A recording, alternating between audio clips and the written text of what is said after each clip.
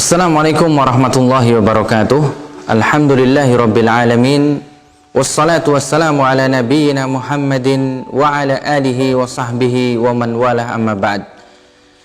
Segala puji kita panjatkan kepada Allah Subhanahu wa taala atas segala nikmat yang Allah berikan kepada kita.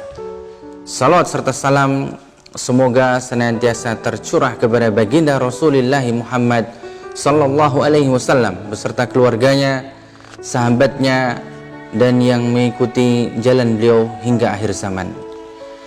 Saudaraku sekalian yang saya cintai rahimakumullah, virus corona ini ternyata di balik tersebarnya virus corona ini di seluruh dunia, ternyata banyak hal yang bisa kita tarik sebagai kesimpulan bahwasanya ada kebesaran Allah Subhanahu wa taala di balik tersebarnya wabah corona ini.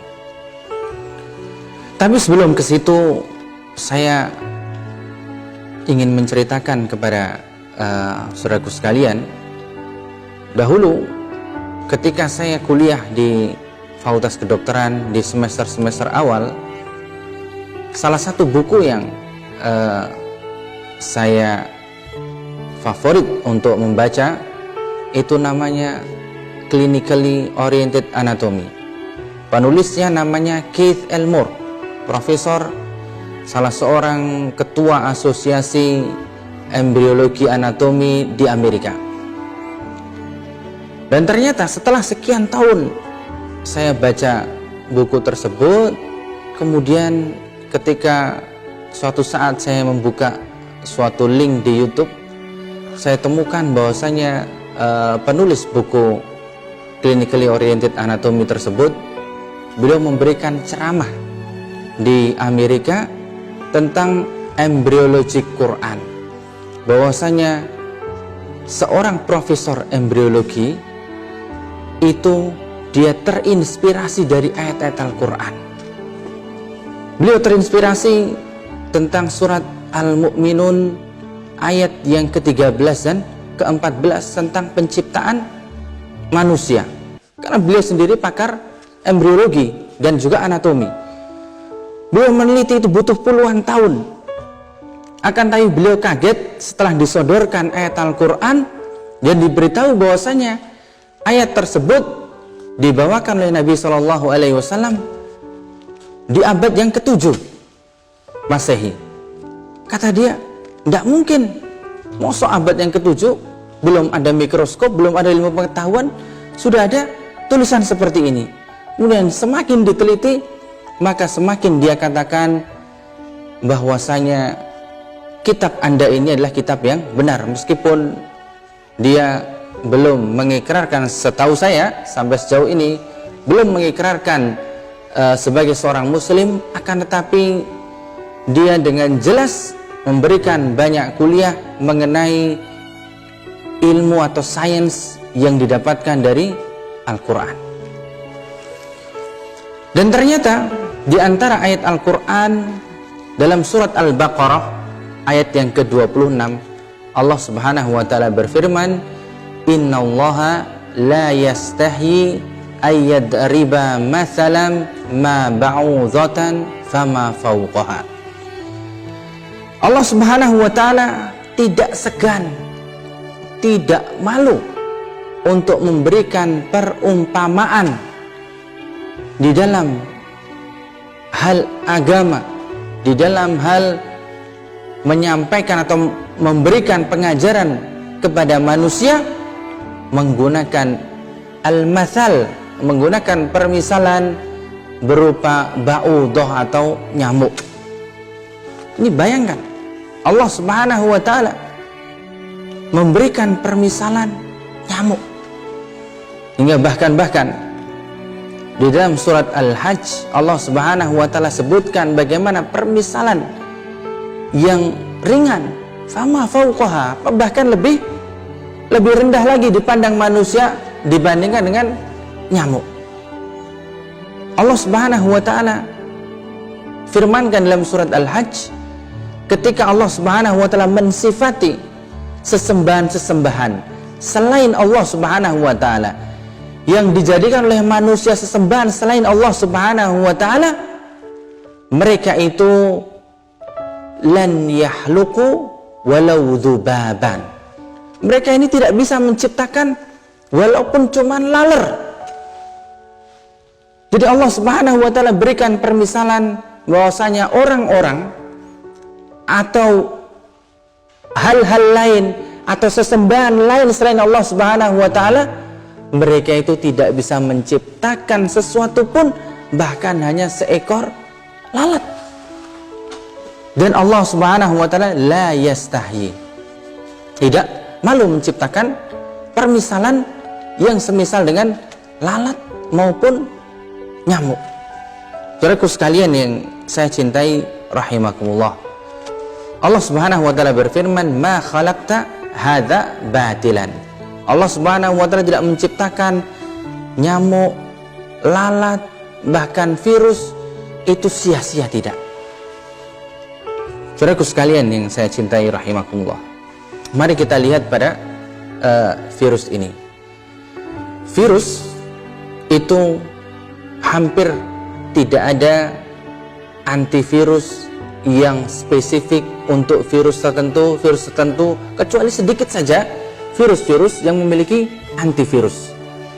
Lantas bagaimana cara memberantas virus-virus ini?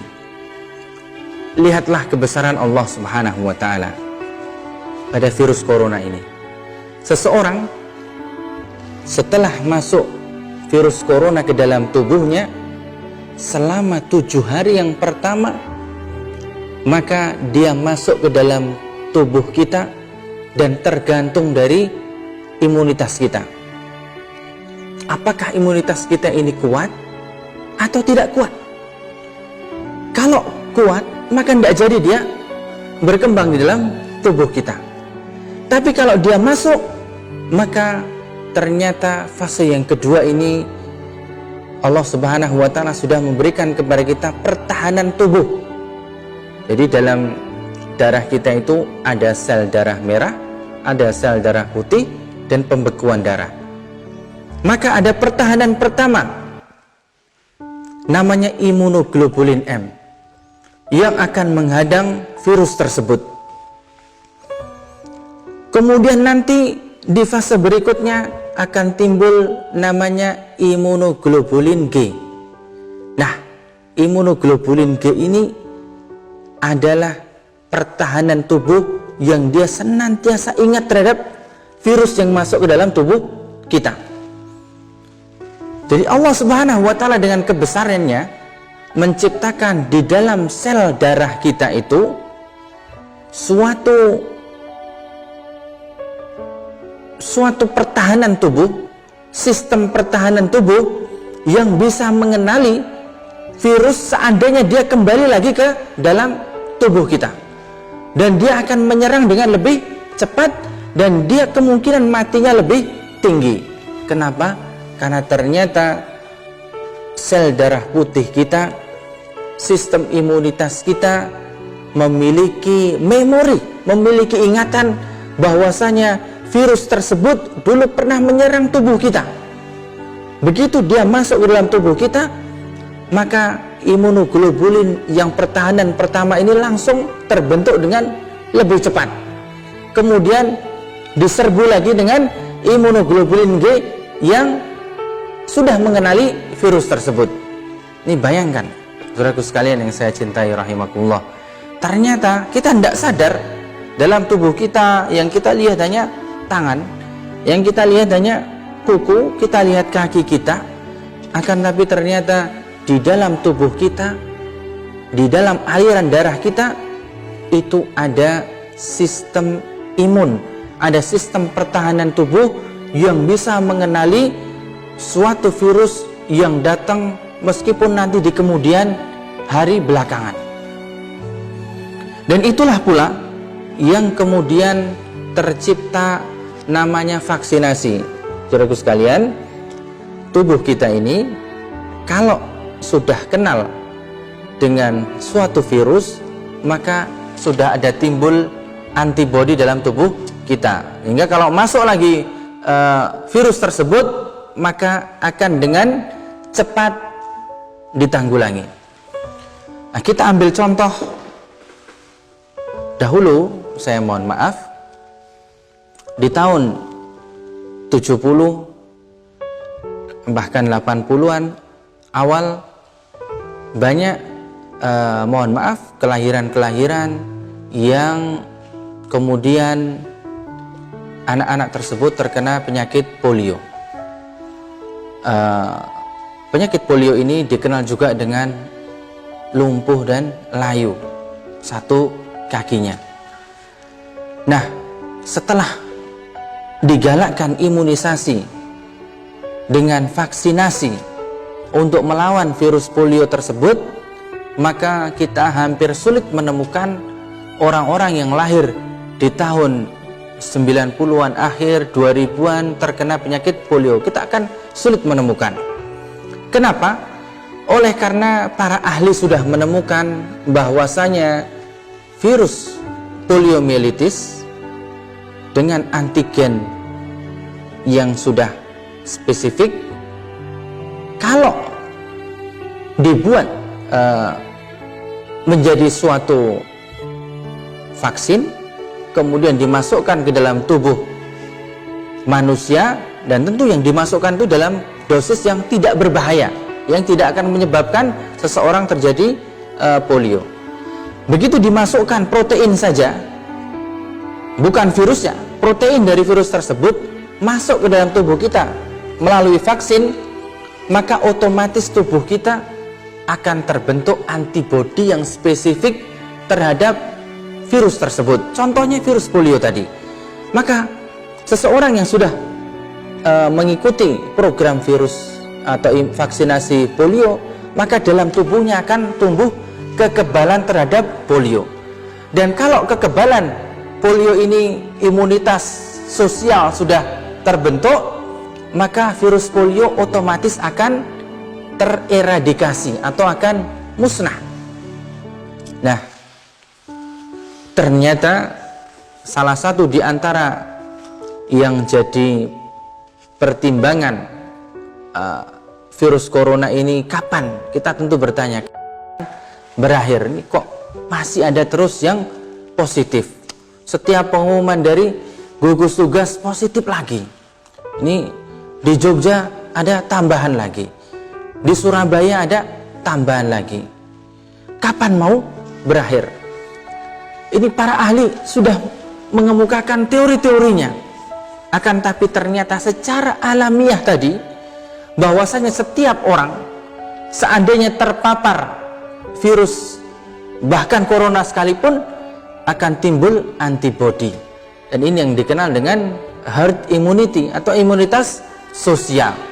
Salah satu di antara yang ditunggu oleh para ahli untuk bisa mengakhiri pandemi ini adalah masing-masing manusia di komunitas tersebut sudah banyak yang imun, sudah banyak yang memiliki antibodi terhadap virus corona, sehingga lama-kelamaan virus corona ini tidak bisa tumbuh di komunitas tersebut. Ini salah satu, tentu bukan ini yang satu-satunya cara yang diharapkan. Tentu cara yang diharapkan adalah bagaimana kita menjaga physical distancing supaya jangan sampai tertular dan sampai menulari.